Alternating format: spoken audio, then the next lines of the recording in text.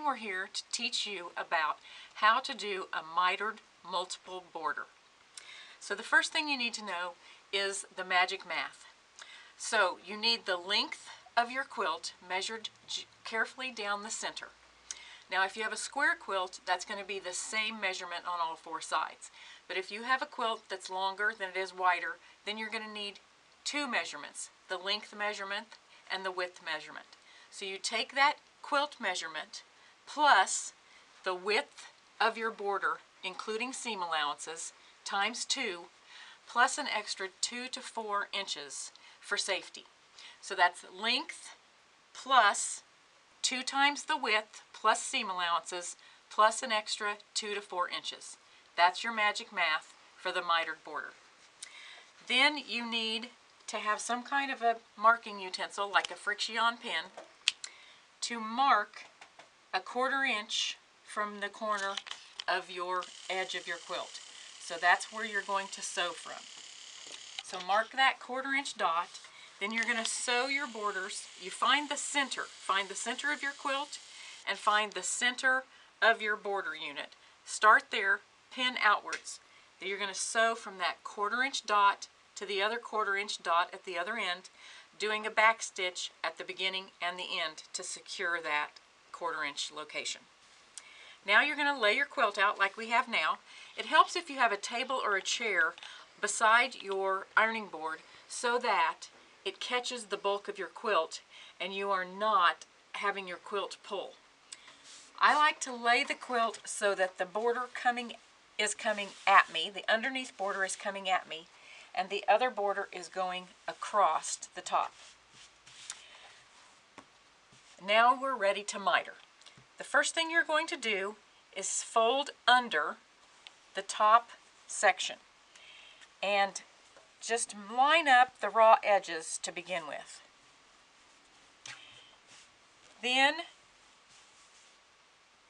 you just keep working at it, getting it folded nice and neatly under until you have your perfect points at all of your locations and your raw edges match on the outside.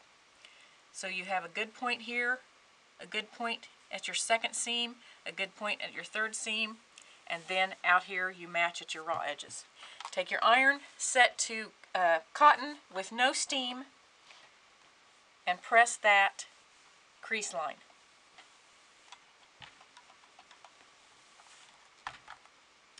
Your next piece of tool is a 1/4 inch cut off of heat and bond.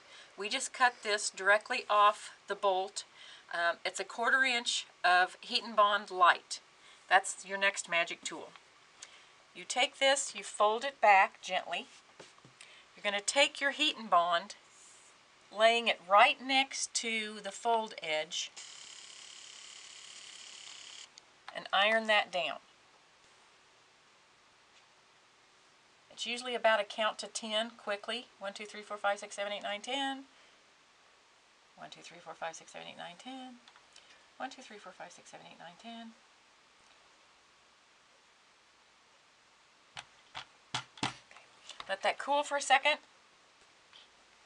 Then you're going to pull off the paper.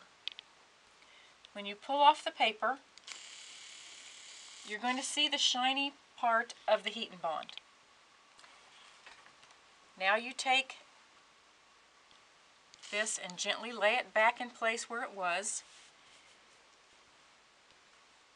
Get all of your points lined back up perfectly. Make sure your raw edges are matching on the outside. That's very important because you wouldn't want it to end up something like this where you would not have the edges of your quilt matching. Match the outside edge of the quilt border. When it looks like you have all of your points in perfect location and you're outside, do your 1, 2, 3, 4, 5, 6, 7, 8, 9, 10 on your heat and bond to get it secured to the fabric underneath.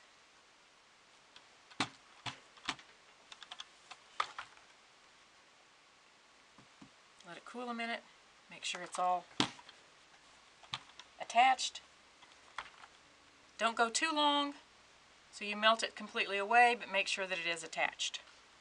Okay, so at this point you have two options. You can take invisible thread and just top stitch along this fold line all the way across, and then you would open it up and trim your seam allowance. Or you open this gently on your fold line. You're going to take your friction pin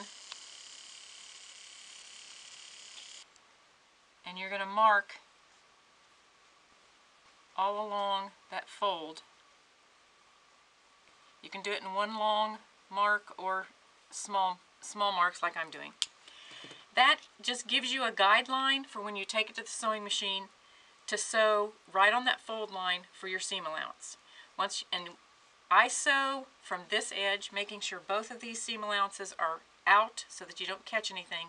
Sew from here all the way across to the outer edge, because then if any fabric does move, it's moving it outward and not inward to the point. Back stitch here and then sew all the way out. Now you're going to cut off your seam allowance, open this back up, and you can see you have a perfectly mitered corner. I have a thread I need to trim, but other than that, you have a perfectly mitered quilt border corner. That's it.